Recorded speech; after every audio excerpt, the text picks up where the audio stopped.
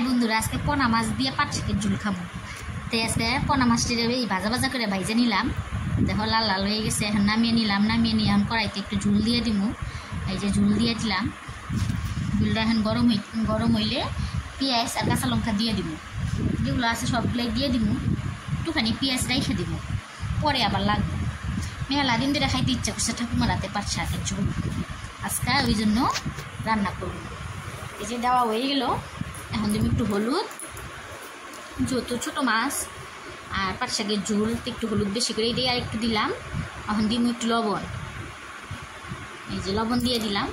লবণ দিয়ে 10 মিনিটের মতো সিদ্ধ করবো। 10 মিনিটের মতো সিদ্ধ করবো।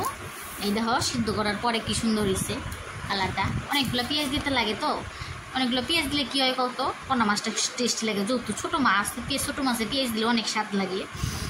তো এই যে কি সুন্দর দেখা যাইতেছে।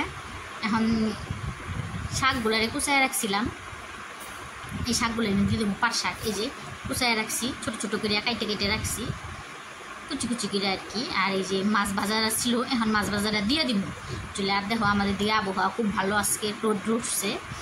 তো মাছগুলো এখন দিয়ে দিই, সবগুলো মাছই দিয়ে দিই। তো ছোটো ছোটো মাছ এত বোঝা যায় না, কিন্তু মাছগুলো খুব টেস্টি। আর ছোটো মাছ দিয়ে পাট শাক আহা হারে জিবরা একবারে লাইগে থাকে। তারপরে মাছগুলা দিয়ে একটু জাল দিয়ে যে নামিয়ে নিলাম বাটির মধ্যে। এখন একটু তেল দিব। আমরা সাদা তেল খাই, তোমরা যদি কেউ সরষের তেল দিয়ে খাইতে চাও তাহলে তাই খেও। সাদা তেল দিয়ে একটুখানি পেঁয়াজ দিয়ে দিলাম, যেহেতু আগে অনেক পেঁয়াজ দেওয়া আছে, এখন হালকা একটু পেঁয়াজ দিয়ে দিলাম। পেঁয়াজটা একটু নাড়াচাড়া দিয়ে একটু ভালো করে ভাইজে নিব।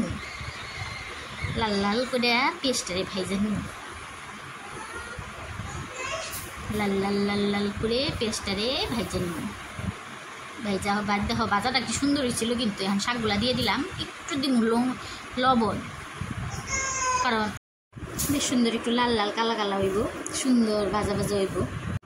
এই যে বেশ সুন্দর লাল একটু কালা কালা হইব, লাল লাল হইব শাকটা। লবণ দিয়ে দিছি, সিদ্ধ হইব। তারপরে এই যে জলটা যে রাখছি ঝোলটা, ওই ঝোলটা এই যে শাকের মধ্যে ঢালিয়ে দেবো। বেশ সুন্দর একটু লালচে করে ভাইজে নাড়াচাড়া দিয়ে ভাইজে নিতেছি, নাড়াচাড়া দিয়ে। বাস এখন এই শাকের মধ্যে দেখো সুন্দর কালো কালো হয়ে আসছে। এখন তার মানে ভাজাটা হয়ে গেছে গা। হ্যাঁ দেখছো, ভাজাটা হয়ে গেছে গা। এখন কি কোনো জুলা ঢাইলে দিলাম, বেশ ঝুলে ডাইলে দিলাম। নাড়াচাড়া দেওয়া এখন কি সুন্দর। কিন্তু একটু ভুটা নাড়াচাড়া ভুটা দিলে কি এক জায়গায় ভুটা দিয়ে হয়ে যাবে। নাড়াচাড়া দিয়ে সিদ্ধ হওয়ার জন্য একটু জাল দিব। বই দেখা সুন্দর বড় উঠছে, সিদ্ধ হইব।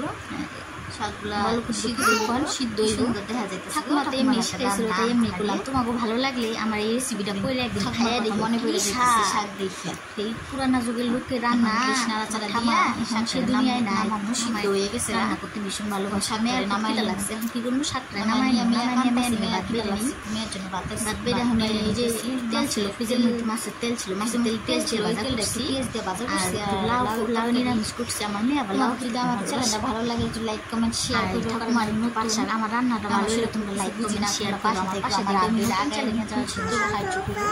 আর ঠাকুমার তোমরা সবাই আমার পাশে থেকে আমার বন্ধু রান্না করছি, লাইক কমেন্ট সাবস্ক্রাইব করে। এই যে আমার ঠাকুমার শাক দিয়ে দিলাম।